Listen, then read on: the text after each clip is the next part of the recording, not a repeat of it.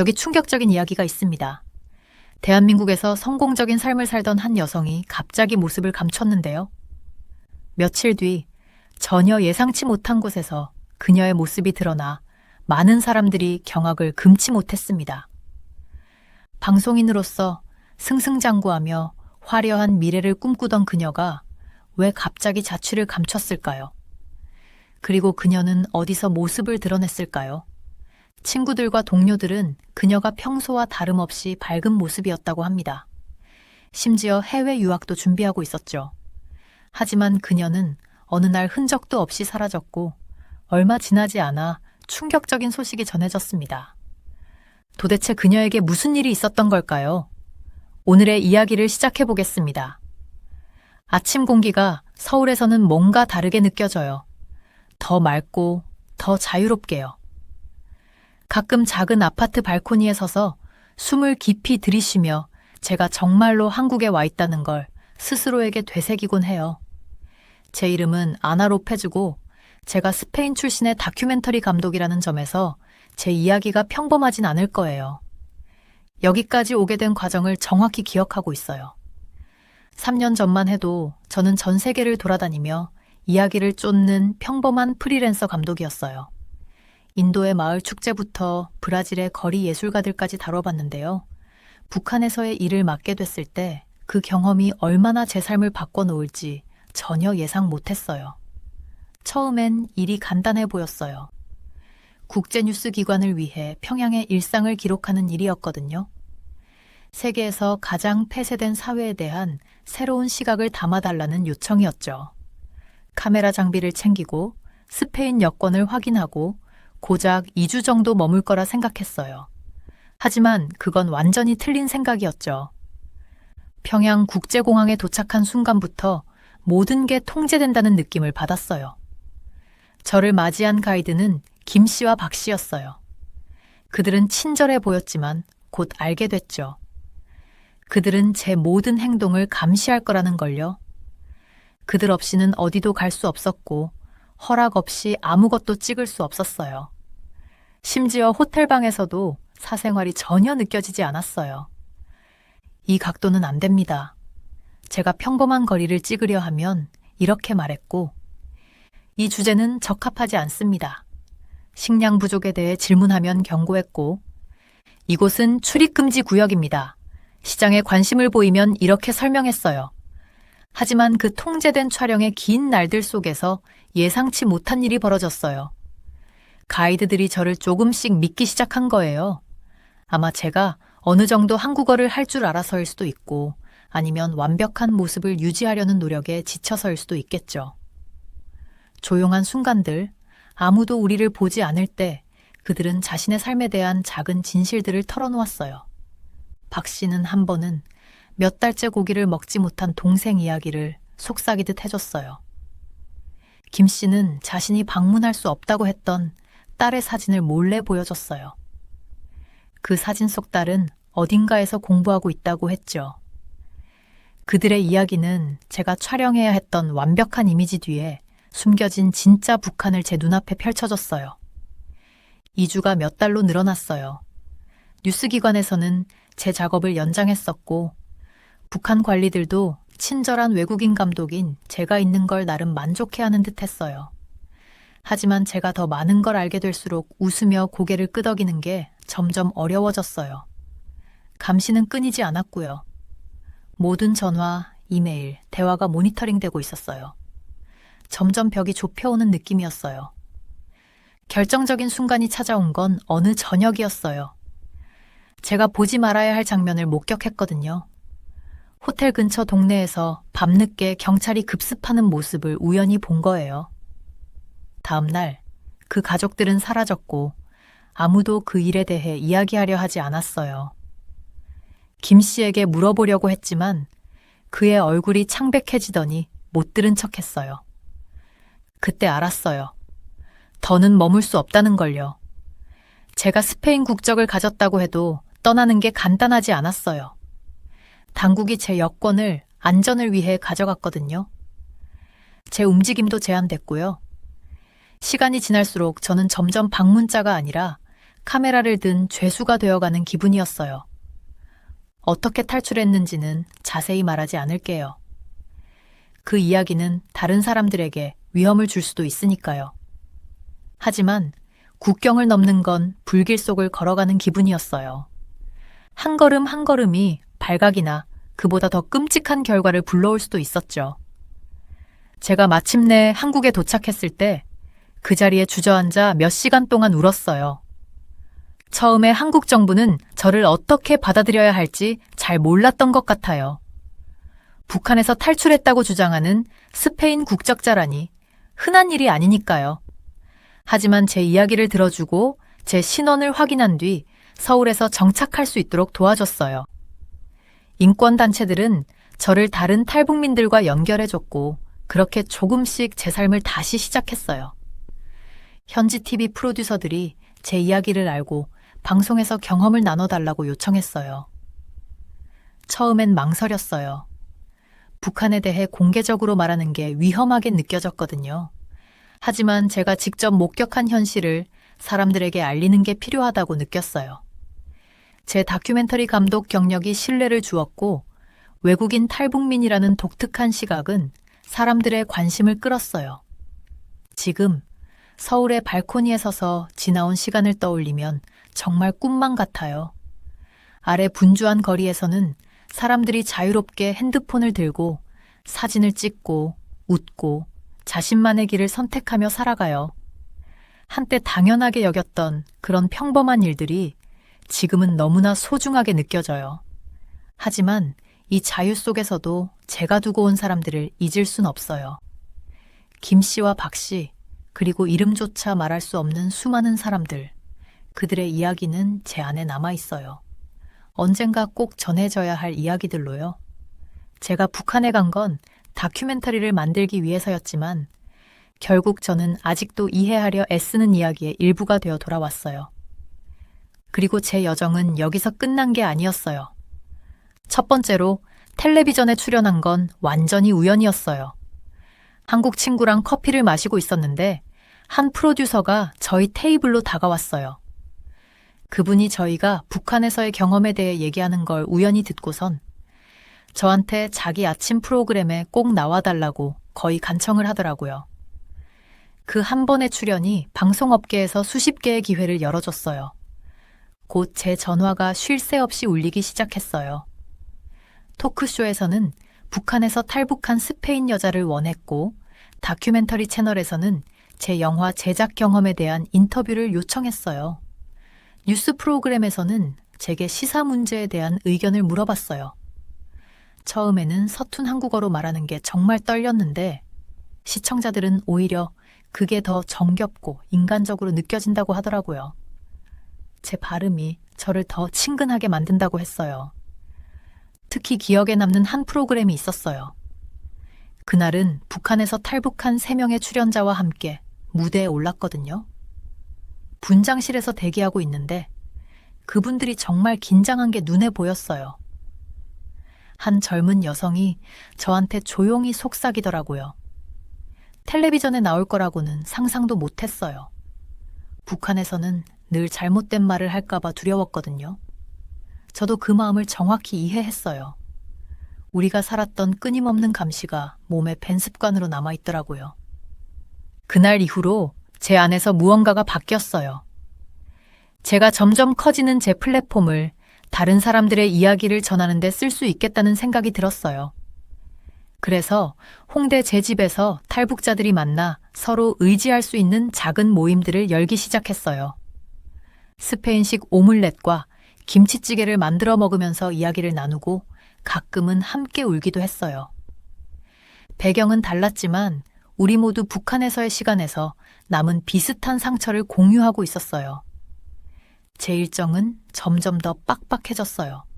어떤 주는 서울대에서 북한의 언론 통제 실태에 대해 간견을 했고 또 다른 주는 탈북자 정착 프로그램에 관한 다큐멘터리를 찍기도 했어요. 심지어 유튜브 채널도 시작했는데 스페인어와 한국어로 제 경험을 이야기하면서 비무장지대 양쪽의 삶에 대해 궁금해하는 국제 시청자들과 소통했어요. 한국 사람들은 제 독특한 시각에 꽤 흥미를 느끼는 것 같았어요. 다른 탈북자들과 달리 저는 북한을 단순히 한국과 비교하는 게 아니라 유럽의 민주주의 국가들과도 비교할 수 있었거든요. 북한의 선전이 외부 세계를 어떻게 묘사했는지, 그리고 그게 제가 마드리드, 파리, 서울에서 경험한 실제와 얼마나 달랐는지를 설명하면 사람들이 완전히 매료되곤 했어요. 물론 비판도 있었어요. 스페인 출신 영화 감독이 어떻게 북한에서 탈북하게 됐지? 라고 의문을 제기하는 사람들도 있었거든요. 하지만 탈북해본 사람들은 이해했어요.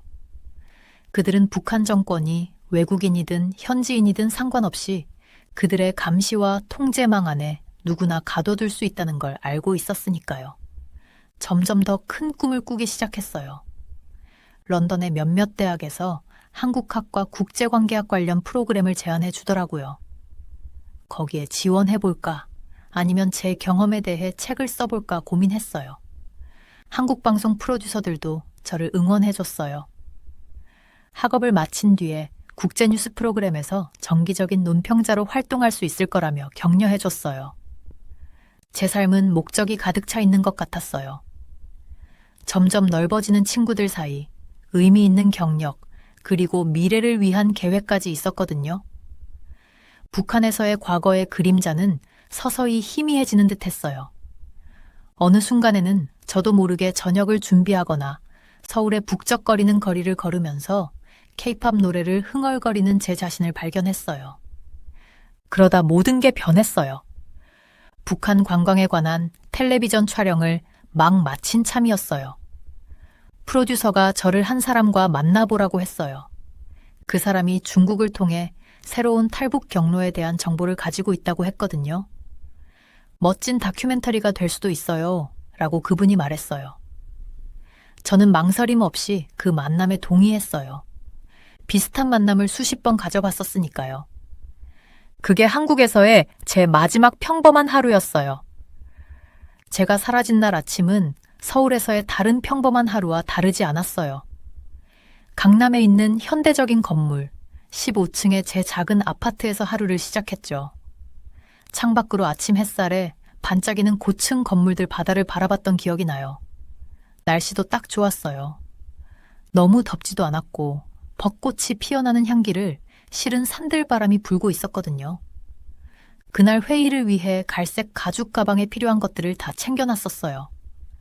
노트북이랑 노트, 그리고 프로듀서한테 보여주려고 준비한 영상이 들어있는 USB까지 넣었죠. 혹시나 날씨가 변할까봐 우산도 챙겼고요. 이런 소소한 일상이 너무 좋았어요. 한국에서 사는 게 이런 일상적인 습관들을 만들어주면서 제가 정착한 느낌을 들게 했거든요. 집을 나서기 전에 아파트를 마지막으로 한번 둘러봤어요. 벽에는 다큐멘터리 프로젝트 사진들이랑 배우고 있는 한국어 표현들을 적어둔 형형색색의 포스트잇들이 붙어 있었죠. 책상에는 반쯤 마신 커피잔이랑 여기저기 흩어진 대본 종이들이 있었고요. 그날이 제가 제 집을 마지막으로 보게 될 줄은 정말 상상도 못했어요. 회의는 오후 2시에 압구정역 근처 카페에서 잡혀 있었어요. 집을 나서며 핸드폰을 확인했죠. 주말 저녁에 만나자는 친구들 메시지랑 스페인에 있는 여동생이 언제 방문할 거냐고 물어보는 이메일이 와 있었어요. 모든 게 정말 평범하고 안정적이었어요. 제가 여기서 꽤 괜찮은 삶을 만들어냈다고 느꼈죠. 제가 출연한 방송이 점점 인기를 얻으면서 프로듀서들한테서 새로운 기회가 계속 들어오고 있었거든요. 가끔 길에서 저를 알아보는 사람들도 있었고요. 지나가며 손을 흔들거나 최근 방송에 대해 이야기하려고 멈춰서는 분들도 있었죠. 그런데 그날 제가 사라졌어요. 아무런 경고도 작별 인사도 흔적도 없이요. 핸드폰은 꺼져버리고 제 소셜미디어 계정도 조용해졌어요. 경찰이 제 아파트를 찾았을 땐 아침에 나설 때 그대로였대요. 책상 위 커피잔도 그대로였고 노트북 충전기도 꽂혀 있었죠. 말 그대로 흔적도 없이 증발한 것 같았대요. 처음 며칠 동안은 제 친구들도 제가 즉흥적으로 여행을 떠난 걸로 생각했어요. 하지만 며칠이 몇 주가 되고 걱정은 서울의 미디어 업계 전반으로 퍼졌어요. 제 스페인 대사관도 개입했고 수색팀들이 조직됐죠. 지하철역이랑 거리 곳곳에 제 얼굴이 들어간 실종 포스터가 붙었고요. 지역 뉴스에서는 제 실종에 대해 보도하면서 어떻게 이렇게 눈에 띄는 사람이 흔적도 없이 사라질 수 있는지 의문을 제기했어요. 그리고 모두를 뒤흔든 충격적인 일이 벌어졌어요. 제가 사라진 지 3개월쯤 되었을 때 북한의 국영선전 채널에 한 영상이 올라왔어요. 거기엔 제가 나왔지만 전혀 다른 모습이었어요. 전통 한복을 입고 있었고 평소에 해본 적 없는 보수적인 헤어스타일로 머리를 묶고 있었죠. 뒤에는 북한 지도자들의 커다란 초상화랑 정치 슬로건이 적힌 붉은 깃발이 걸려 있었어요. 방은 차갑고 딱딱한 분위기였는데 형광등 불빛이 거칠게 비쳐서 모든 게 비현실적으로 느껴졌어요. 영상 속 저는 뭔가 어색하고 딱딱한 말투로 얘기하고 있었어요. 제 주변 사람들은 절대 저답지 않은 모습이라고 바로 알아챌 수 있었을 거예요. 제가 한국을 비판하며 거짓 위에 세워진 부패한 사회라고 말했어요. 그리고 진실을 알게 됐다며 위대한 북한 지도부의 품으로 자발적으로 돌아왔다고 주장했죠. 입에서 나오는 말은 제 말이었지만 그건 제가 아니었어요. 제 눈도 달라 보였어요. 한국 방송에서 보였던 밝고 생기 있는 눈빛이 아니라 흐릿하고 두려움에 가득 찬 그런 눈이었거든요. 이 영상은 한국 사회에 엄청난 충격을 줬어요. 제 친구들은 충격에 빠졌고 특히 저와 함께 일했던 탈북자들은 경악했어요. 그들은 이게 무엇을 의미하는지 누구보다 잘 알고 있었으니까요. 온라인 커뮤니티는 각종 추측으로 들끓었어요. 제가 납치된 걸까? 북한 보위부 요원들이 저를 속였을까? 어떤 사람들은 제가 협박당하거나 약점을 잡혀서 그런 거라고 생각했어요. 서울에 있는 제 몇몇 친한 친구들은 기자들에게 제가 절대 자발적으로 북한에 돌아갈 사람이 아니라고 강조했어요.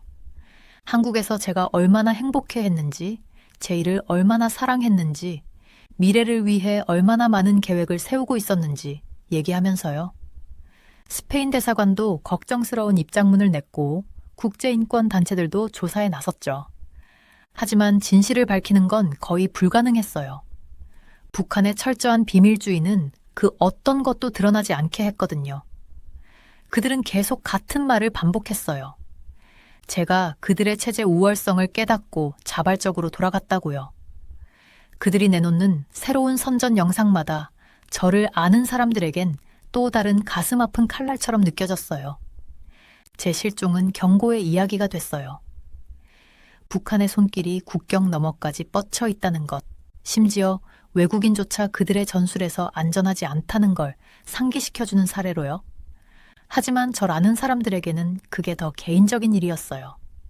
갑자기, 그리고 폭력적으로 궤도가 바뀌어버린 친구이자 동료에 관한 이야기였으니까요. 기억이란 참 이상한 것 같아요. 그 끔찍했던 시간 중 어떤 순간들은 너무나도 선명한데 또 어떤 건 마치 맨손으로 연기를 잡으려는 것처럼 흐릿하게만 느껴져요. 제가 어떻게 다시 북한으로 돌아가게 됐는지 기억나는 것들만 말씀드릴게요.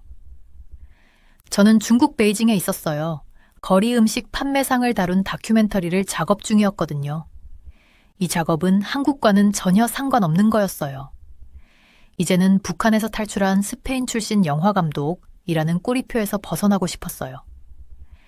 베이징 거리들은 정말 북적이고 화려했어요.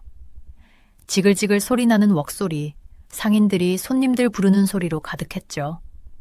그땐 행복하고 평범하고 자유롭다는 기분이 들었어요. 그런데 전화가 걸려왔어요. 낯선 번호였는데 여성의 목소리가 절박하게 들렸어요. 그녀는 중국 북동부에 숨어있는 탈북민 가족 3가구에 대해 알고 있다고 했어요. 그들이 의료 지원이 필요하지만 병원에 가는 걸 두려워한다고요. 그녀는 그들의 상황을 보여주는 영상이 있다며 제가 그들을 한국으로 안전하게 갈 수 있도록 도와줄 수 있을 거라고 생각한다고 했어요.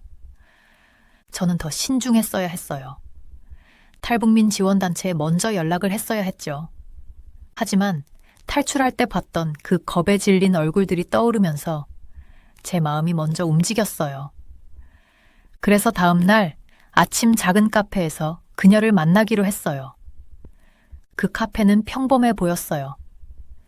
배경에 부드러운 재즈 음악이 흐르고 커피 향이 가득했죠. 그녀는 이미 와 있었어요.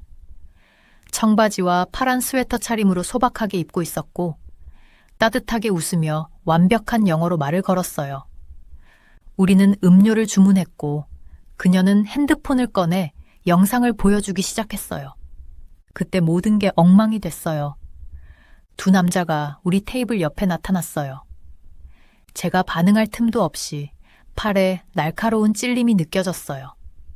세상이 빙글빙글 돌기 시작했고 카페의 재즈 음악은 멀어지는 소음으로 바뀌었어요. 제 다리가 제대로 움직이지 않았고 누군가 저를 반쯤 끌고 밴으로 데려갔어요. 누군가 실수했다, 위대한 지도자의 신뢰를 배신했다라는 말을 했던 것 같아요. 눈을 떴을 땐 병실처럼 보이는 곳에 있었어요. 하지만 여긴 더 이상 중국이 아니었어요. 공기가 뭔가 다르더라고요. 더 무겁고 더 차가운 느낌이었어요.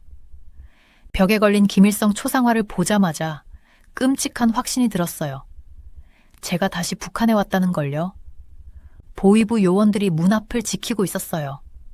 제가 예전에 보던 것과 똑같은 어두운 제복을 입고 있었고 가슴에는 지도자 얼굴이 그려진 빨간 배지를 달고 있었어요. 그 이후는 끝나지 않는 악몽 같았어요. 그들은 저를 그 방에 몇 주 동안 가둬뒀어요. 다른 요원들이 들어와서 때론 친절하게 특별한 음식을 주며 협조하면 좋은 삶을 살 수 있을 거라고 말했어요. 다른 때는 소리를 지르며 위협했어요. 제가 한국에서 거짓말을 퍼뜨린 죄를 지었다고요. 어느 날 그들은 서류 뭉치를 가져왔어요. 대본이라고 했죠. 저보고 선전방송에 출연하라고 했어요. 한국에서의 삶이 얼마나 끔찍한지 말해라. 악한 사람들에게 속아 탈북한 거라고 해라. 네가 잘못했고 조국의 품으로 돌아와 감사하다고 말해라라고요. 처음에는 거부했어요. 하지만 그들은 사람을 무너뜨릴 방법을 알고 있었어요. 방 안의 불을 24시간 내내 켜놓고 몇 시간씩 큰 애국가를 틀어대기도 했어요. 제 서울 친구들 사진을 보여주면서 그들을 해칠 수도 있다고 암시했어요. 아무도 제가 어디에 있는지 모른다는 사실을 계속 상기시켰죠. 제가 사라질 수도 있다는 얘기였어요. 결국 저는 무너졌어요. 그들이 시키는 말을 하는 건 입에 독을 머금은 것 같은 느낌이었지만 결국 말했어요. 저는 그들의 방송에 출연했어요. 전통 한복을 입고 지도자 초상화 앞에서 절하며 그들이 시키는 대로 울고 고개를 숙였어요. 카메라 앞에 설 때마다 제 영혼의 한 조각씩 죽어가는 기분이었어요. 머릿속으로는 계속 서울에 있는 제 친구들에게, 제가 도왔던 모든 탈북민들에게, 그리고 저를 믿어줬던 모든 사람들에게 사과했어요. 제가 그들을 배신했다고 느꼈거든요. 저는 그들을 이겨낼 만큼 강하지 못했어요. 납치는 효과가 있었어요. 그들은 저를 꼭두각시로 만들어버렸어요. 하지만 제가 그들의 말을 따라하면서도 진실을 기억하려고 애썼어요. 서울의 번잡한 거리에서 느꼈던 자유의 맛을 기억했어요. 다른 탈북민들과 나눴던 솔직한 대화들, 우리가 두려움 없이 웃고 울 수 있었던 순간들을 기억했어요. 이 거짓말의 왕국 밖에서의 진짜 삶이 어땠는지 기억했어요. 그들은 저를 TV에 내보내며 다른 사람들에게 겁을 주려고 했어요. 배신자들이 어떻게 되는지 봐라. 결국 기어 돌아오는 꼴을 봐라. 라는 메시지를 보내고 싶었던 거죠. 하지만 저는 어디선가 누군가가 제 눈 속의 두려움을 보고 이게 진실이 아니란 걸 알아채길 바랐어요. 이건 제가 아니었어요. 북한 정권은 이런 일을 가장 잘했어요. 진실을 비틀어 추악하고 거짓된 무언가로 만들어버리는 거요. 그들은 사람들로 하여금 스스로를, 자신의 기억을, 자신의 마음을 의심하게 만드는데 능숙했어요. 하지만 그들이 닿을 수 없는 깊은 곳에서는 저는 제 진짜 기억들을 보물처럼 붙들고 있었어요. 그들이 제가 무슨 말을 하게 만들든 그 기억들만큼은 빼앗을 수 없었어요. 밝은 스튜디오 조명이 제 얼굴을 뜨겁게 달궜어요. 저는 북한 카메라 앞에 앉아서 마지막 방송 중 하나가 될 촬영을 준비하고 있었죠. 손에는 그들이 준 대본이 들려 있었는데 손끝이 살짝 떨렸어요. 대본에 적힌 내용은 매번 똑같았어요. 한국에서의 삶은 정말 힘들었습니다. 북을 떠난 건 큰 실수였어요. 여기서는 모든 사람이 저를 친절하게 대해줍니다. 그 모든 말이 거짓말이라는 걸 저도 알았지만 어쩔 수 없었어요. 카메라 감독이 신호를 보냈고 저는 말하기 시작했어요. 카메라 뒤에는 보이부 요원이 제 움직임을 지켜보며 작은 수첩에 뭔가를 적고 있었죠. 이런 날들이 반복됐어요. 아침에 일어나 대본을 외우고 카메라 앞에서 거짓말을 하고 또 같은 말을 반복하는 날들이요. 하지만 방송을 시작한 지 넉 달쯤 되었을 때 뭔가 변하기 시작했어요. 처음엔 아주 사소한 변화였죠. 항상 저를 방송 전에 준비해주던 메이크업 아티스트가 더 이상 오지 않았어요. 그리고 방송을 위해 입던 고급스러운 한복이나 멋진 정장도 더는 가져오지 않았어요. 대본도 점점 짧아지고 촬영 횟수도 줄어들었어요. 어느 날 아침, 늘 그렇듯 저를 스튜디오로 데려가던 경비원이 오기를 기다렸는데 아무도 오지 않았어요. 하루를 더 기다리고 또 하루를 기다렸지만 방송은 완전히 중단된 상태였어요. 창문 너머로 보이는 경비원들은 낯선 얼굴들이었고 움직임도 더 딱딱했어요. 그들은 마치 미디어 담당 요원이 아니라 감옥의 경비원처럼 행동했죠. 저를 가둬두던 그 편안한 아파트는 이제 감옥처럼 느껴졌어요. 예전에 제가 출연했던 선전 방송들을 보던 TV도 치워졌어요. 식사도 화려했던 한식 요리에서 단순한 밥과 국으로 바뀌었고요.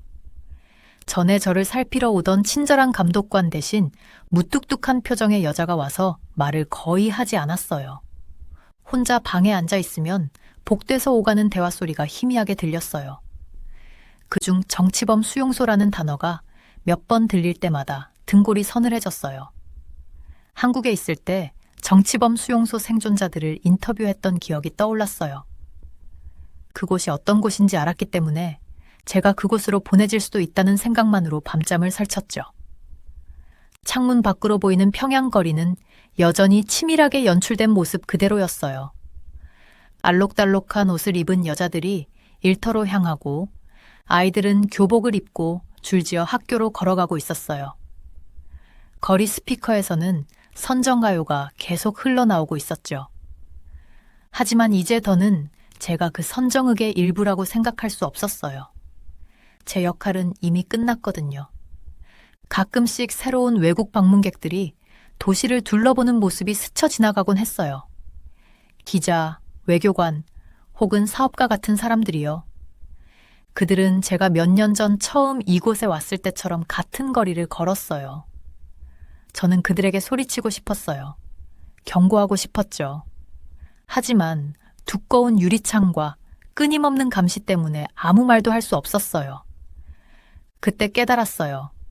왜 그들이 저를 서서히 대중의 시야에서 지우려 하는지요. 남북한에서 모두 살아본 전 다큐멘터리 감독인 저는 너무 많은 걸 알고 있었어요.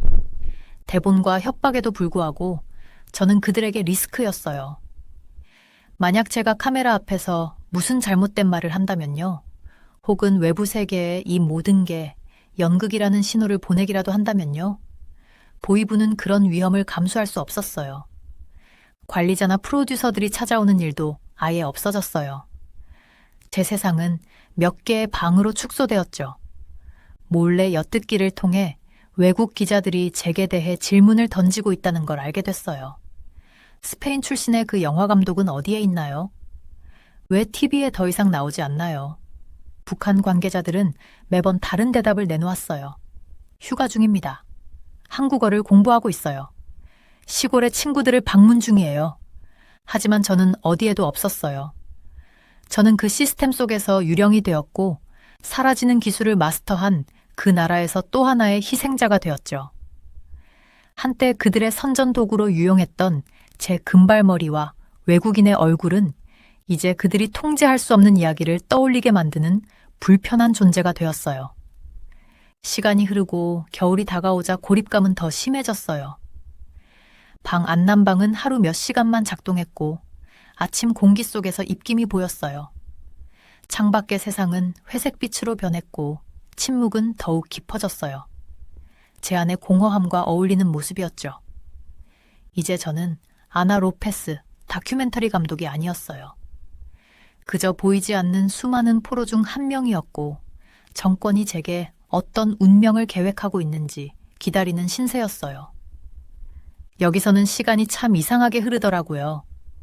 날들이 뭉개져서 하나로 섞이는 것 같아요. 작은 창문이 하나 있는 작은 방에서 지내고 있는데 그 창문으로 들어오는 빛도 거의 없어요. 매일 아침 숨겨둔 달력에 하루를 더 표시해요. 왜 아직도 날짜를 세고 있는지 저도 잘 모르겠어요. 감시가 계속되고 있어요. 화장실을 쓸 때조차 누군가 저를 보고 있다는 걸 느껴요. 웃긴 건 그런 상황에 익숙해질 수는 없지만 그래도 그럭저럭 살아가는 법은 배우게 된다는 거예요. 가끔은 제 스스로 혼잣말을 하기도 해요. 사람 목소리를 들어보려고요. 침묵이 너무 깊게 내려앉아 있거든요. 종종 저와 같은 운명을 겪은 다른 사람들을 생각해요. 납치되거나 속아서 북한으로 돌아가게 된 사람들이요. 청소 직원들과 나눈 속삭임 같은 대화나 경비원들이 흘리는 이야기, 조각들을 통해 그들의 사연을 조금씩 맞춰봤어요. 대부분 비슷한 패턴이더라고요. TV에 나와서 한국을 비난하고 그러고 나서는 공공연히 사라져요. 마치 연극 속 배우들처럼요. 선전쇼에서 우리가 맡은 역할이 끝나면 조용히 무대 뒤로 밀려나는 거죠. 북한 정부의 전략은 생각만큼 효과적이지 않은 것 같아요. 우리 같은 사람들의 자백을 TV에 내보냈지만 오히려 더 많은 북한 사람들이 한국으로 탈출을 꿈꾸고 있대요. 동정심을 가진 한 경비원이 그러더라고요. 유명한 가수나 고위 군인들 중에서도 탈북에 성공한 사람들이 있다고요. 그들의 성공적인 탈출은 체제의 통제의 작은 균열을 만들어내는 것 같아요. 저의 하루 일과는 단순해요. 아침 6시에 경비원들이 문을 두드리며 깨워요. 그들이 준 작은 밥 한 공기와 묽은 국을 먹어요. 조용히 앉아있고 허락된 책 몇 권을 읽어요. 물론 그 책들도 북한의 위대함을 찬양하는 내용뿐이죠. 가끔 보위부 사람들이 다시 와서 질문을 던져요. 한국에서 누가 널 도왔어? 외국 기관이랑 손잡은 거야? 연락망이 누구야? 같은 질문들이요. 매번 똑같은 대답을 하지만 그들은 절대 만족하지 않아요. 머리를 맑게 유지하려고 마음속으로 이야기를 써보곤 해요. 서울에 있는 제 아파트를 상상하죠. 도시 불빛이 보이는 그곳이요. 명동거리에서 풍겨오는 길거리 음식 냄새, 지하철 안내방송 소리, 북적이는 시장 속을 걸으며 느꼈던 자유로운 기분까지 떠올려요. 이런 기억들이 저를 버티게 해줘요. 하지만 동시에 그리움에 가슴이 먹먹해지기도 해요. 가장 무서운 순간은 한밤중에 죄수들을 옮길 때예요. 우리 모두 정치범 수용소로 보내지는 거라는 걸 알고 있거든요. 새벽 3시에 복도에서 군화 소리가 들리면 모두 숨을 죽여요. 오늘은 누구 차례일까? 그렇게 사라진 사람들에 대해서는 그 후에 아무런 소식도 듣지 못해요. 그래도 저는 희망을 포기하지 않으려고 해요. 외부 세계에서 오는 소식들에 귀를 기울이고 있어요. 가끔 새로 들어온 죄수들이 정보를 가져와요. 인권단체들이 여전히 제 사건에 대해 질문하고 있다는 이야기를 들었어요. 스페인 대사관에서도 제 행방에 대해 계속 답변을 요구하고 있다더라고요.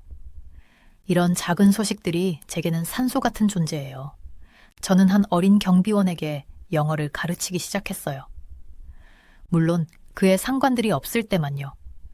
그는 외부 세계에 대해 궁금해하고 있었고 그의 눈에서는 체제의 거짓말을 전부 믿지 않는다는 걸 느낄 수 있었어요.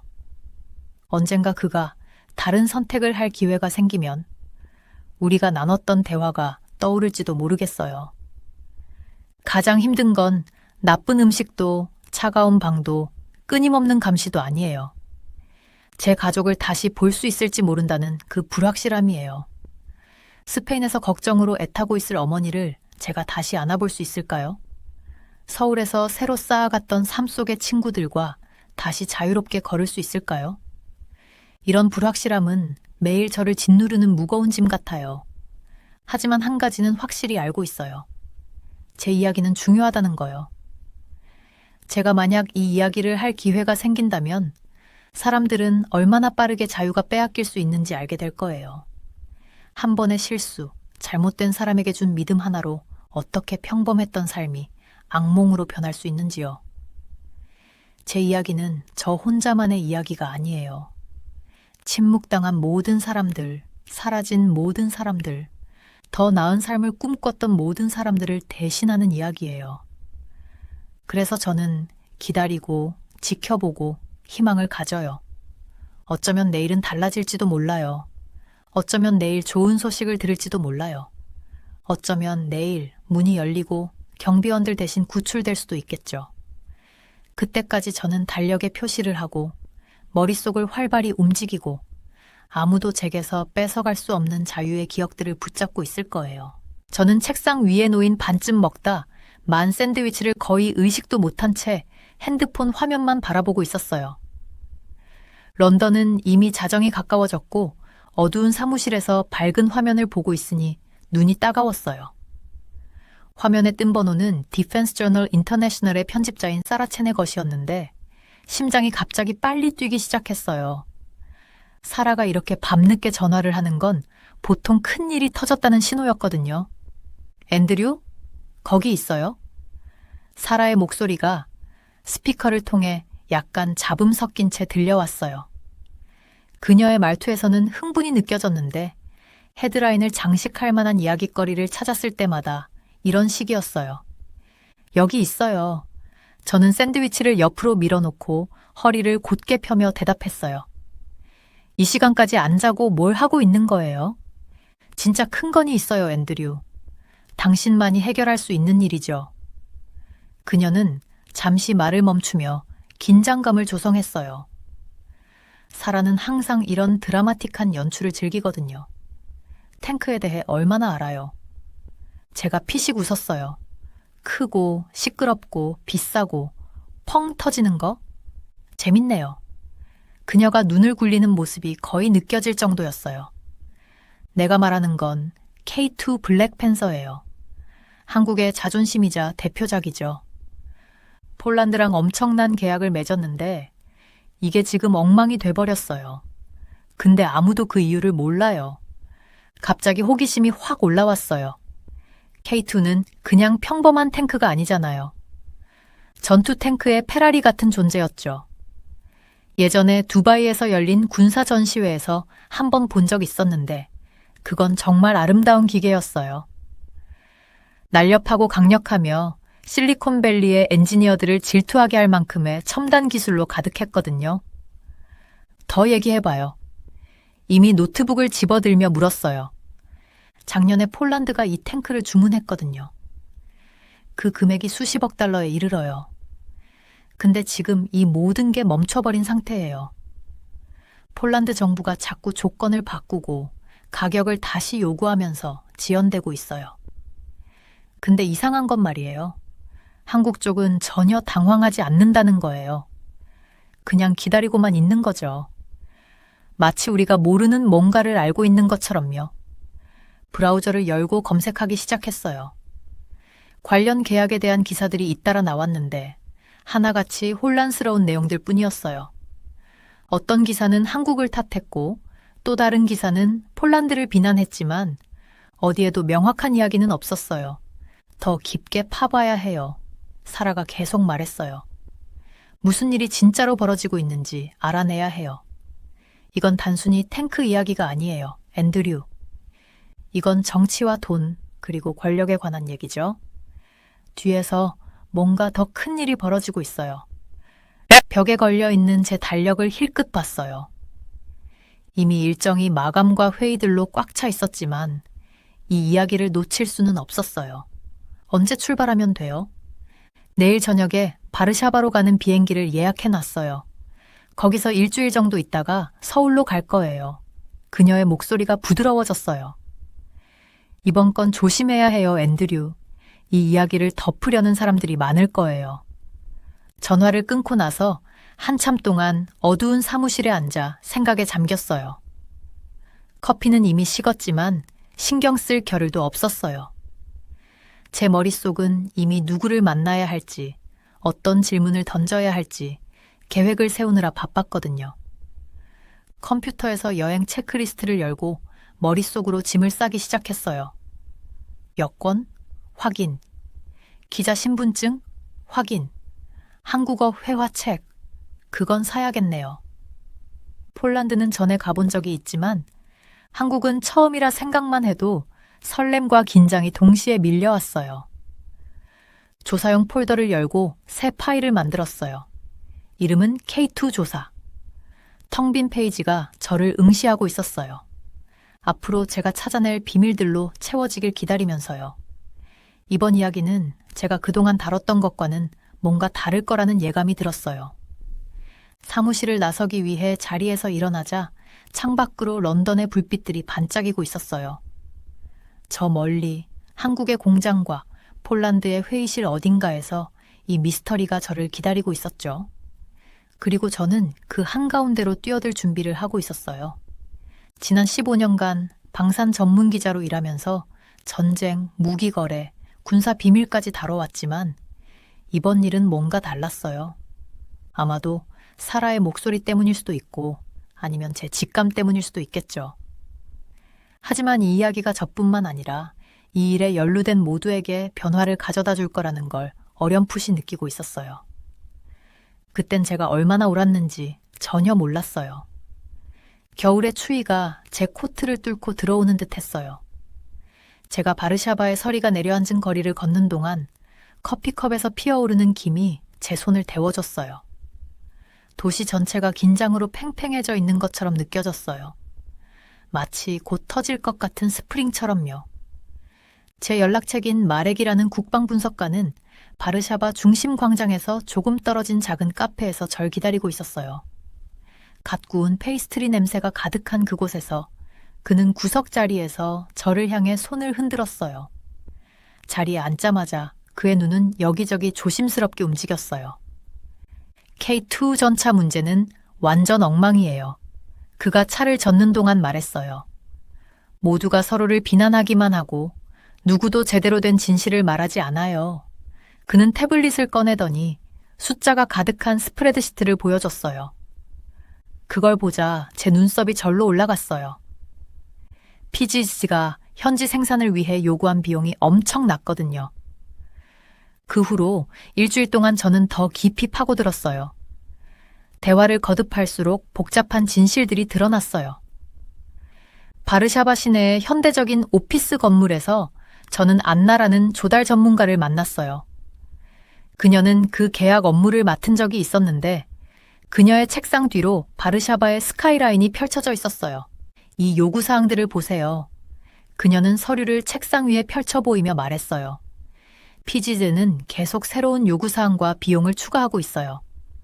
품질 관리를 위한 거라곤 하지만 다들 그게 핑계라는 걸 알고 있죠.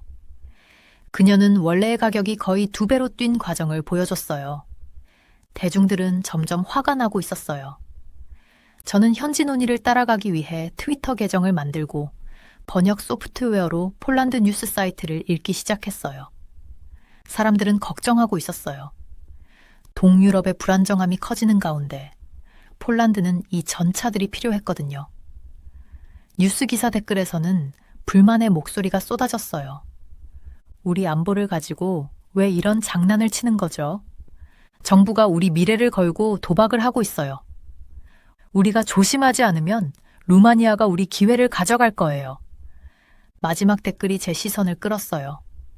그래서 루마니아의 국방 현대화 계획을 조사하기 시작했죠. 루마니아는 빠르고 조용하게 움직이며 한국 방산 기업들과 관계를 쌓고 있었어요. 폴란드가 지체하는 동안 루마니아는 자신들만의 거래 기반을 다지고 있었던 거예요. 가장 놀라웠던 건 한국의 반응이었어요. 아니, 정확히 말하면 그 반응의 부재였어요. 화난 성명도 없었고 공개적으로 불만을 표하지도 않았어요. 그들은 그저 전문적이고 침착하게 자기 할 일을 계속하고 있었어요. 마치 다섯수 앞을 내다보며 침착함을 유지하는 체스 선수처럼요. 어느 날 오후 저는 작은 폴란드 군사 박물관에 갔어요. 그곳에서 오래된 전차 모델들을 바라보며 서 있었죠. 큐레이터인 야쿠브라는 노년의 참전 용사는 폴란드 군사 역사를 들려줬어요. 우린 항상 강력한 동맹국이 필요했어요. 그는 안경을 고쳤으며 말했어요. 하지만 좋은 동맹이 되려면 신뢰할 수 있어야 하죠. 조사 과정에서 뜻밖의 일이 벌어졌어요. 익명의 이메일을 받았거든요. 그 안에는 피지즈 임원들이 한국을 더 좋은 조건으로 압박할 방법을 논의한 내부 메모가 담겨 있었어요. 그들은 자신들에게 레버리지가 있다고 믿었어요. 한국이 이 계약을 너무 필요로 해서 포기하지 못할 거라고 생각했죠. 얼마나 오산이었던지요. 그날 밤 호텔방에서 저는 침대 위에 모든 메모를 펼쳐놓고 정리했어요. 이 이야기는 단순히 전차와 계약 문제에 그치지 않았어요. 이건 가정과 그로 인한 결과들에 관한 이야기였어요. 폴란드는 자신들이 대체 불가능하다고 생각했지만 한국은 그걸 틀렸음을 증명했죠. 바르샤바에서의 마지막 며칠 동안 저는 방산산업 컨퍼런스에 참석했어요. 루마니아에 대한 소문들로 분위기가 뜨거웠어요. 루마니아와 한국이 예비 협상을 시작했다는 소식이 퍼지자 폴란드 관리들이 구석에서 모여들어 급히 전화를 주고받는 모습이 보였어요. 그 컨퍼런스에서 만난 젊은 폴란드 엔지니어가 완벽하게 요약했어요. 우린 인내심에도 한계가 있다는 걸 잊었어요. 그녀는 고개를 저으며 말했어요. 우리가 강경하게 나오는 동안 루마니아는 똑똑하게 움직였죠. 바르샤바를 떠나기 전 저는 올드타운을 마지막으로 걸었어요. 회색 하늘 아래 당당히 서 있는 역사적인 건물들은 이 도시가 겪어온 수많은 역경을 떠올리게 했어요. 폴란드의 강인함은 부정할 수 없었지만 현대의 방위 파트너십에서 단순한 강인함만으로는 부족했어요. 신뢰, 신뢰성, 그리고 공정한 태도도 그만큼 중요했죠. 제 핸드폰이 새 뉴스 알림을 울렸어요. 루마니아가 합작 방위 생산시설에 대한 타당성 조사를 발표했다는 소식이었어요. 체스 게임이 더 빠르게 진행되고 있었고 폴란드는 자신도 모르게 퀸을 잃고 말았어요. 비행기가 서울을 향해 이륙할 때 저는 바르샤바에서 배운 것들을 곱씹어 봤어요. 때로는 가장 큰 이야기가 이미 일어난 일들이 아니라 일어날 수 있었던 일들에 관한 것 같았어요. 아무도 원하지 않는 게임을 하는 동안 잃어버린 기회들에 대해서요. 아침 햇살이 한국전쟁기념관 위로 길게 그림자를 들이우고 있었어요. 제가 도착했을 때 대리석 바닥에 제 발소리가 울려 퍼지며 한 걸음 한 걸음 한국의 역사 깊은 곳으로 들어가는 느낌이 들었어요. 현대 로텐핀을 단 또렷한 네이비색 정장을 입은 박지우 씨가 입구에서 저를 기다리고 있었어요. 우리 역사를 환영합니다. 그녀가 손을 내밀며 말했어요. 그녀의 영어는 완벽했지만 약간의 한국 억양이 섞여 있어서 더 진정성 있게 들렸어요. 여긴 단순히 기념관이 아니에요. 이건 우리의 이야기입니다. 우리는 메인홀에서 시작했는데 거대한 청동 조각상이 저의 시선을 사로잡았어요. 한 명은 크고 한 명은 작은 두 병사가 서로 껴안고 있는 모습이었어요. 저게 형제의 상이에요. 지우 씨가 설명했어요. 한국전쟁 당시 서로 적이 되었던 형제를 나타내요. 한 명은 남쪽에서 싸웠고 다른 한 명은 북쪽에서 싸웠죠. 전쟁이 가족을 어떻게 갈라놓는지를 상징합니다. 제가 노트를 꺼내려고 하자 지우 씨가 부드럽게 고개를 저었어요. 먼저 이곳을 느껴보세요. 그녀가 말했어요. 기록은 나중에 하세요. 그녀 말이 맞았어요.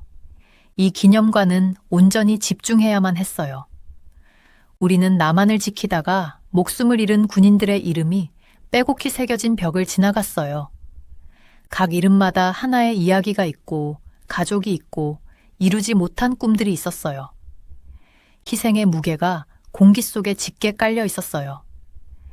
야외 전시구역에서는 시대를 아우르는 군사 장비들이 침묵의 수호자처럼 서 있었어요. 한국전쟁 당시 사용된 낡은 M4 셔먼 전차가 현대식 군사 장비 옆에 놓여 있었어요. 우리가 얼마나 발전했는지 보이죠? 지우 씨가 낡은 포병 장비의 차가운 금속 부분을 손으로 쓰다듬으며 말했어요. 남의 무기를 빌려 쓰던 시절에서부터 이제는 우리가 직접 무기를 만드는 단계까지 왔어요. 모든 단계마다 귀중한 교훈을 배웠죠. 기술관에서는 이런 발전이 더 뚜렷하게 보였어요. 인터랙티브 디스플레이와 정교한 모형을 통해 전쟁으로 황폐해진 나라가 군사 기술 강국으로 변모한 과정을 볼 수 있었어요. 간단한 소총에서 K2 흑표 전차 같은 첨단 장비로의 진화 과정이 영상으로 생생하게 전해졌어요. K2 전차의 목표 시스템이 얼마나 정밀한지 보세요. 지우 씨가 시연 영상을 함께 보며 말했어요. 많은 사람들이 우리가 단번에 성공한 줄 알아요. 하지만 그들은 우리가 얼마나 오랫동안 노력했고 실패를 통해 무엇을 배웠는지, 그리고 각 부품을 익히는데 얼마나 인내가 필요했는지를 몰라요. 우리는 서울 스카이라인이 내려다 보이는 창가에 멈췄어요. 현대적인 고층 건물들이 구름을 향해 뻗어 있었고 유리 외벽이 햇빛을 반사하고 있었어요. 60년 전만 해도 여긴 모두 폐허였어요. 지우 씨가 조용히 말했어요. 부서진 건물과 깨진 꿈들 뿐이었죠. 그런데 지금은 보세요. 그 순간 제 배에서 꼬르륵 소리가 나서 엄숙했던 분위기가 깨졌어요. 지우 씨가 웃음을 터뜨렸는데 그 웃음소리가 따뜻하고 진심이 느껴지는 소리였어요. 이제 저녁 먹을 시간이네요. 그녀가 말했어요. 한국을 이해하려면 우리의 음식을 맛보는 것도 필수죠. 그녀는 저를 근처의 전통 한식 고깃집으로 데려갔어요. 고기 굽는 냄새가 공기를 가득 채웠고 지우 씨는 테이블 한가운데 있는 그릴에서 갈비를 능숙하게 뒤집고 있었어요. 고기에서 나오는 김이용의 숨결처럼 올라오며 달콤하고 짭짤한 양념 고기의 향기를 풍겼어요. 한국에서 진짜 대화는 바로 이런 자리에서 이루어져요. 그녀가 완벽하게 구운 고기를 상추에 싸며 말했어요. 음식을 함께하며 신뢰를 쌓고 이야기를 나누고 미래를 계획하죠. 갈비 한 점과 매콤한 김치찌개 한 숟가락을 먹으면서 지우 씨는 한국의 방위 전략에 대해 이야기해줬어요. 폴란드 계약건이요? 그녀가 물잔을 잡으며 어깨를 으쓱했어요. 우리는 한 곳에 모든 희망을 걸지 않아요. 루마니아는 파트너로서 가능성이 충분해요. 우리가 무엇을 이루려고 하는지 잘 이해하거든요. 폴란드 계약을 놓치게 될까봐 걱정되지 않으세요? 제가 자꾸 손가락 사이에서 미끄러지는 금속 젓가락을 다루느라 애쓰며 물었어요. 지우 씨는 미소를 지으며 젓가락을 제대로 잡는 방법을 가르쳐줬어요. 걱정한다고 문제가 해결되진 않아요. 그녀가 말했어요. 행동이 문제를 해결하죠. 폴란드의 지연이 오히려 우리에게 다른 기회를 찾으라는 신호였을지도 몰라요. 때로는 좌절처럼 보이는 게 더 강해질 기회가 되기도 해요. 식사를 마치고 나니 이건 단순히 전차를 판매하는 문제가 아니라는 걸 깨달았어요. 이것은 장애물을 발판으로 바꿀 줄 아는 나라의 이야기였어요. 전쟁 기념관은 그들의 과거를 보여줬고 K2 프로그램은 그들의 미래를 보여줬어요. 그리고 여기 지우 씨와의 저녁 식사 자리에서 그들이 그 길을 어떻게 걸어왔는지 알 수 있었어요. 그것은 인내, 지혜, 그리고 변화에 대한 용기로 이루어진 여정이었어요. 저녁은 달콤한 계피차로 마무리됐어요. 내일은 지우 씨가 말했어요. 우리가 미래를 어떻게 만들어가는지 보여드릴게요. 하지만 오늘은 과거를 이해하는 시간이었어요. 우리가 어디에 있었는지 모른다면 어디로 갈지 알 수 없잖아요. 저는 고개를 끄덕이며 따뜻한 차와 함께 그녀의 깊은 말을 곱씹었어요. 단 하루 만에 1000개의 기술 보고서가 보여주지 못한 한국의 정신을 알게 된 것 같았어요. 아침 햇살이 부산의 산업지대를 금빛으로 물들일 때 제가 현대 로템의 생산시설에 도착했어요. 그 거대한 단지를 보자마자 숨이 멎는 듯 했어요. 마치 끝이 보이지 않을 정도로 넓게 뻗어 있었고 높이 솟은 벽들과 보안 체크 포인트들은 군사기지를 떠올리게 했거든요. 놀랍죠? 지우 씨가 미소를 지으며 저를 보안 게이트로 안내했어요. 우리는 신분증을 스캐너에 통과시키고 금속 탐지기를 지나갔어요. 경비원들이 지우 씨를 존중하는 듯 고개를 끄덕이며 인사했는데 표정은 진지하면서도 친근했어요. 주 생산 홀로 들어가자마자 걸음을 멈췄어요. 완성 단계가 제각각인 K2 블랙 팬서 전차들이 조립 라인에 줄지어 서 있었어요. 어떤 전차는 아직 강철 프레임만 남아 있었고 어떤 전차는 거대한 크레인이 포탑을 부드럽게 올려놓고 있었어요. 그 공간은 활기찬 소리로 가득했어요. 로봇 용접기의 웅궁거리는 소리, 지게차의 규칙적인 삐소리, 그리고 작업자들이 움직임을 조율하며 내는 목소리까지요. 한 대를 만드는데 대략 3개월 정도 걸려요. 지우 씨가 조립 중인 전차 옆을 지나며 설명했어요. 파란 작업복과 안전모를 쓴 작업자들이 정교한 타겟팅 시스템을 설치하고 있었어요. 모든 부품은 조립되기 전에 여러 번 테스트를 거쳐요. 로봇팔이 갑옷 판넬을 정확히 용접하는 모습을 보며 넋을 잃고 바라봤어요. 불꽃이 마치 작은 폭죽처럼 튀어오르며 근처에 완성된 전차의 반짝이는 표면에 반사됐어요. 공기에는 금속과 기계의 냄새가 가득했는데 그 사이로 시설을 깔끔하게 유지하기 위해 사용하는 산업용 세정제 특유의 냄새가 섞여 있었어요. 안에 들어가 보고 싶어요. 지우 씨가 완성된 K2 전차로 저를 안내하며 물었어요. 가슴이 설레기 시작했어요. 마치 아주 비싸고 강력한 장난감 가게에 온 어린아이가 된 것 같았거든요. 한 기술자가 도와줘서 제가 전차 위로 올라가 지휘관 좌석에 앉을 수 있었어요. 전차 내부는 의외로 넓었어요. 화면과 조작 버튼으로 가득 차 있었는데 전통적인 전차보다는 우주선 조종석처럼 보였어요. 여기가 전차의 두뇌예요. 지우 씨가 첨단 사격 통제 시스템을 가리키며 말했어요.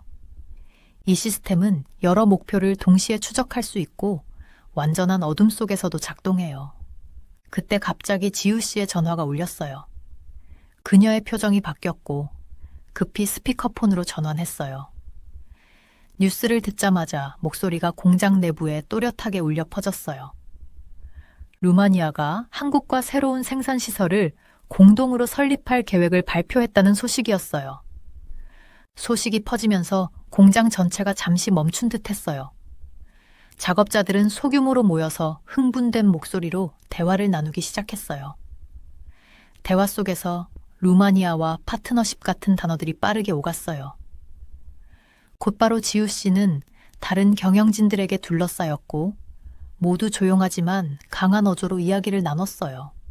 기자회견을 열어야겠어요. 한 사람이 영어로 말하며 저를 힐끗 봤어요.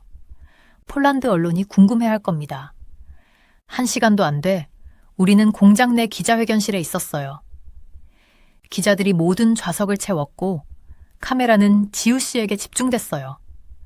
저는 맨 앞줄에 앉아서 그녀가 쏟아지는 질문들을 놀라울 정도로 침착하게 처리하는 모습을 지켜봤어요. 이게 폴란드 계약에 어떤 영향을 미칠까요? 한 기자가 날카롭게 물었어요. 루마니아와의 협상은 얼마나 진행되어 왔던 겁니까? 또 다른 기자가 외쳤어요. 지우 씨의 답변은 외교적이면서도 분명했어요. 우리는 모든 국제 파트너십을 소중히 여깁니다. 루마니아는 단순히 우리의 기술을 구매하는 데 그치지 않고 진정한 협력 관계를 구축하고자 하는 강한 의지를 보여줬습니다.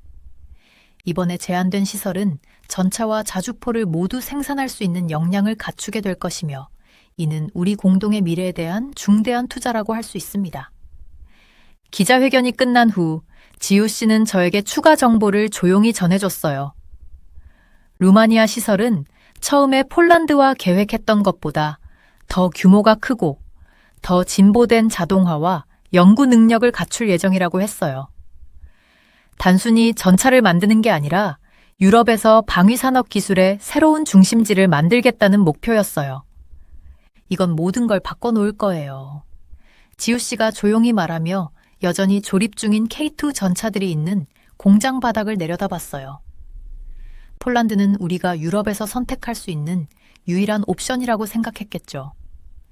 하지만 어떤 문이 닫히면 때로는 더 나은 길로 이어지는 다른 문이 열리기도 하는 법이에요. 하루가 저물어갈 즈음 저는 공장의 거대한 창문을 통해 노을을 바라봤어요. 전차들이 길게 늘어선 모습이 긴 그림자를 드리우고 있었어요. 오늘 제가 본 일들은 단순히 군사 장비나 국제 계약에 관한 게 아니었어요. 그건 변화에 적응하고 기존 계획이 실패했을 때 새로운 기회를 찾는 과정에 관한 이야기였어요. 희미해지는 빛 속에서 조용히 서 있는 전차들은 한국의 창의성과 끈기를 상징하는 기념비처럼 보였고 유럽의 변화하는 풍경 속에서 새로운 길을 열 준비를 하고 있는 것 같았어요.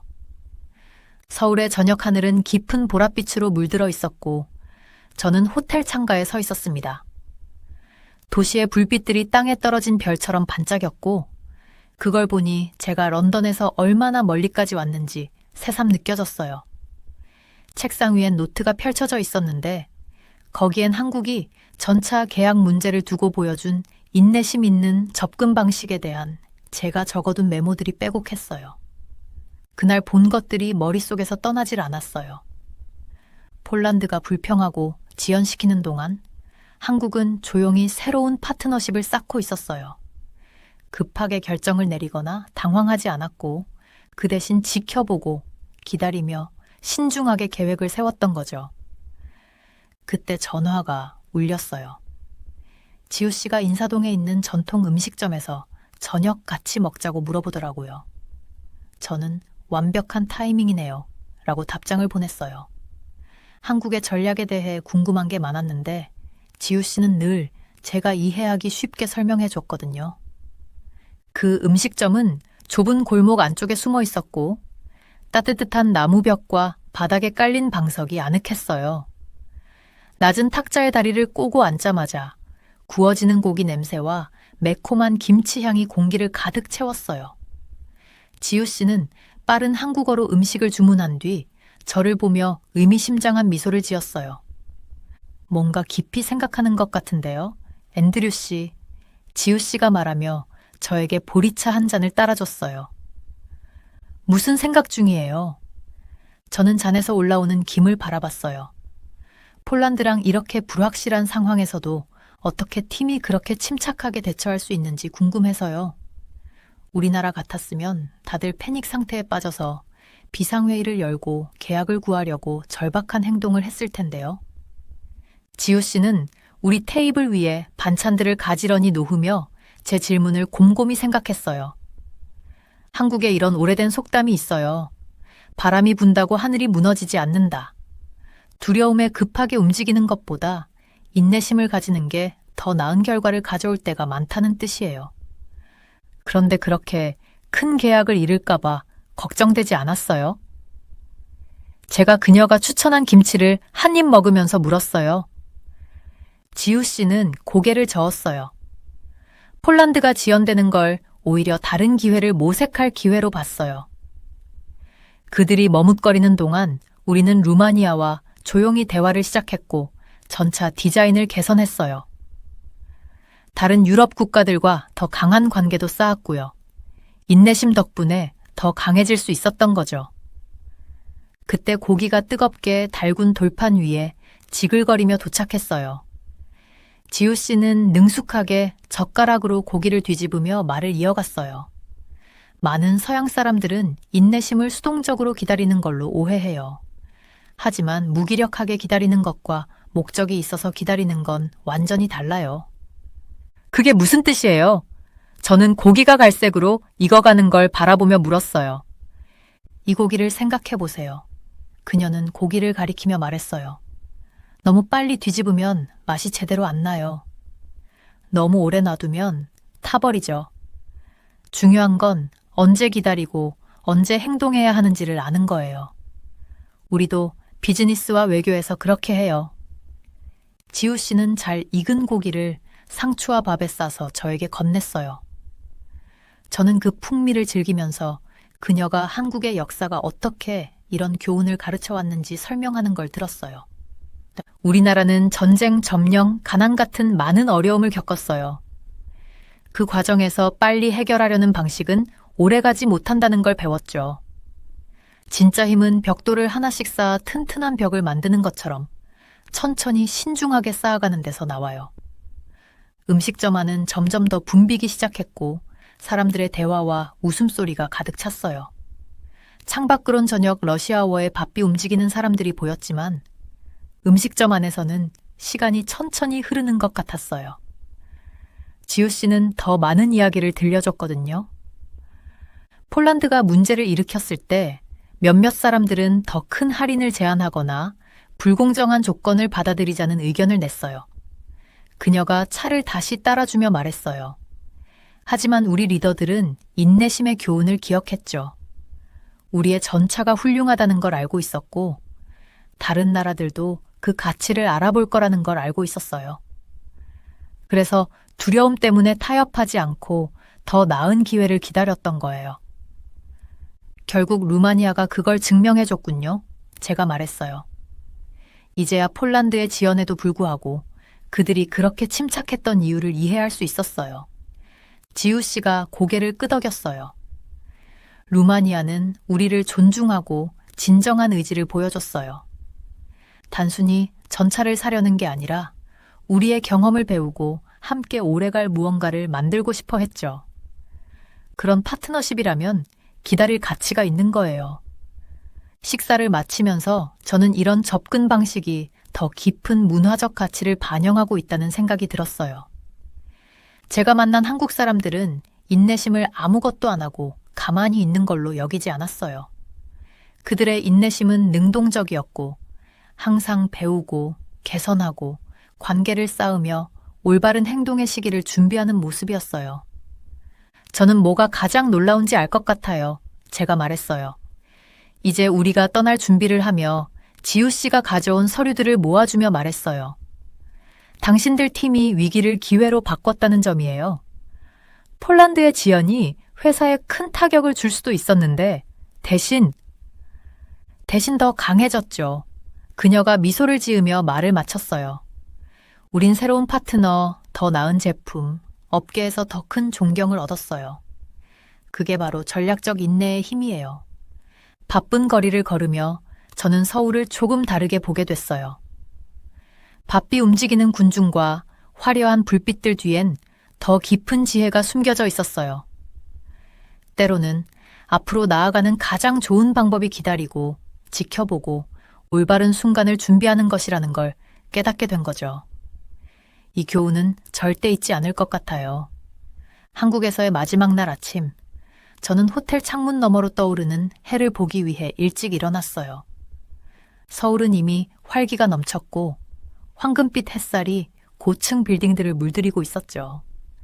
전쟁의 폐허에서 일어선 이 현대적인 도시를 보면서 마치 옛날 이야기 속 불사조처럼 느껴졌어요.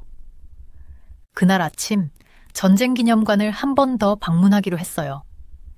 이번에는 혼자 갔어요. 지우가 안내해줬던 첫 방문 때와 달리 이번엔 시간을 충분히 가지며 제가 배운 것들을 천천히 곱씹어 보고 싶었거든요. 아침 공기는 상쾌했고 방문객은 거의 없었어요. 제 발걸음 소리가 조용한 전시관 안에 울려 퍼졌죠. 처음 방문 때 눈길을 사로잡았던 동상 앞에서 멈췄어요. 남북한 군인이 서로를 끌어안고 있는 거대한 청동 동상이었는데 이름은 형제였어요. 그들의 얼굴을 올려다보니 고통과 희망이 함께 담긴 표정이 보였어요. 강렬하죠? 조용한 목소리가 제 뒤에서 들렸어요. 돌아보니 80대쯤 되어 보이는 한 노신사가 동상을 바라보고 있었어요. 자신을 김 선생님이라고 소개하며 전쟁 기념관의 자원봉사자라고 했어요. 저는 전쟁 당시엔 그냥 어린아이였어요. 그분은 기억 속으로 빠진 듯한 눈빛으로 말씀하셨죠. 모든 걸 잃었죠. 하지만 지금의 한국을 보세요. 창문 쪽을 손짓하며 활기 넘치는 도시를 가리키셨어요. 우리는 단순히 재건한 게 아니라 완전히 변신했어요. 김 선생님의 말씀은 제가 그동안 했던 어떤 공식 인터뷰보다도 더 깊게 와닿았어요. 그분은 한국의 회복력을 살아 숨쉬는 증거처럼 느껴졌거든요.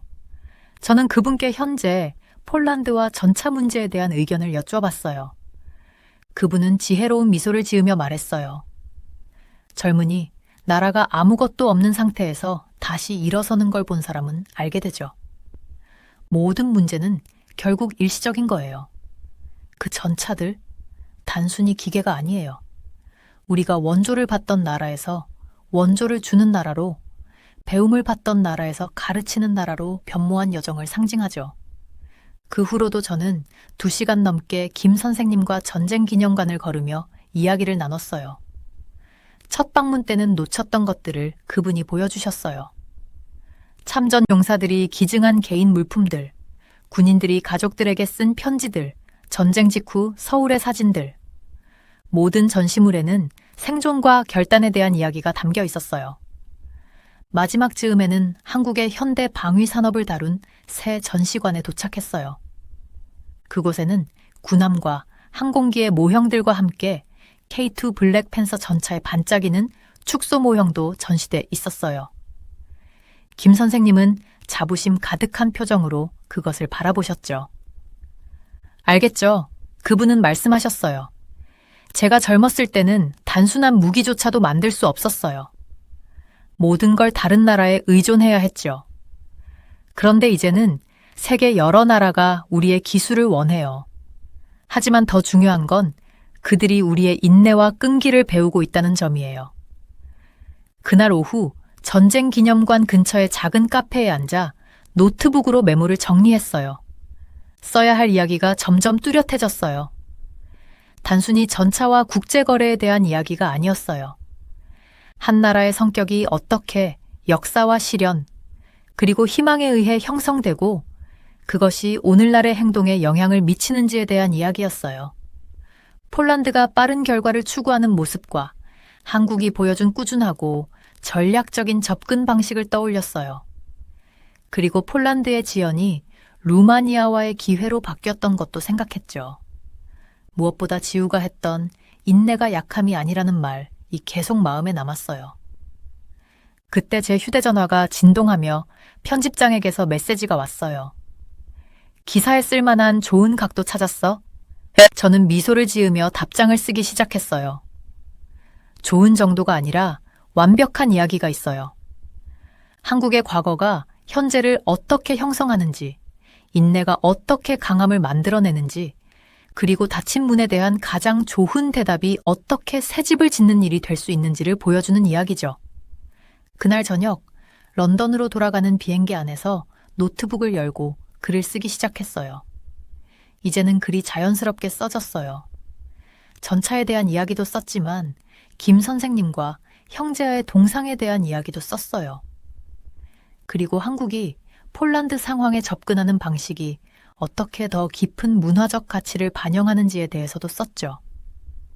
그건 전쟁의 폐허에서 일어나 세계적인 선두주자로 거듭난 한국의 이야기와도 닿아 있었어요. 처음엔 군사장비와 국제무역에 대한 기사를 쓰기 위해 한국에 왔지만 훨씬 더 소중한 것을 쓰고 있다는 걸 깨달았어요. 한 나라가 도전을 극복한 역사가 어떻게 미래를 이끌어갈 지혜를 만들어내는지에 대한 이야기였죠.